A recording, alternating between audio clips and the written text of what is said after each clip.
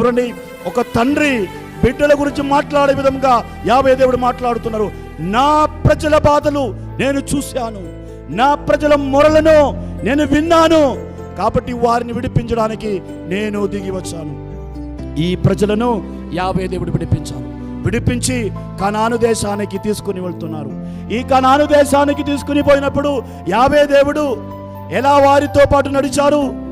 రాత్రి అగ్ని స్తంభం మీద, పగలు మేఘ స్తంభం మీద యావే దేవుడు వారిని నడిపించారు. యావే దేవుడు వారి దగ్గర నుంచి ఎప్పుడూ కదలిపోలేదు, వారితో పాటు ఉన్నారు. శత్రువులు వచ్చినప్పుడు వారి ముందుండి పోరాడారు. ఎర్ర సముద్రాన్ని దాటించారు, యోర్దాను నదిని దాటించారు. కష్టాలు వచ్చినప్పుడు, బాధలు వచ్చినప్పుడు, ఆటంకాలు వచ్చినప్పుడు ప్రభు పవిత్రమైన సాన్నిధ్యం వారికి శక్తినిచ్చింది. ప్రభువు చూడండి, సైన్యాధిపతి వలె ముందుండి పోరాడారు. ప్రభు ఎర్ర సముద్రాన్ని చీల్చారు, ఎర్ర సముద్రం గుండా వారిని నడిపించారు. శత్రు రాజులు వచ్చినప్పుడు ప్రభు వారితో యుద్ధం చేశారు.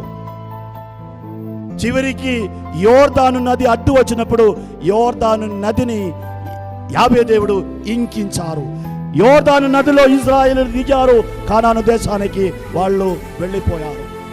ఈ రోజులన్నీ యావే దేవుడు పగలు మేఘస్తంభం మీద, రాత్రి అగ్ని స్తంభం మీద వారితో పాటు నడిచారు.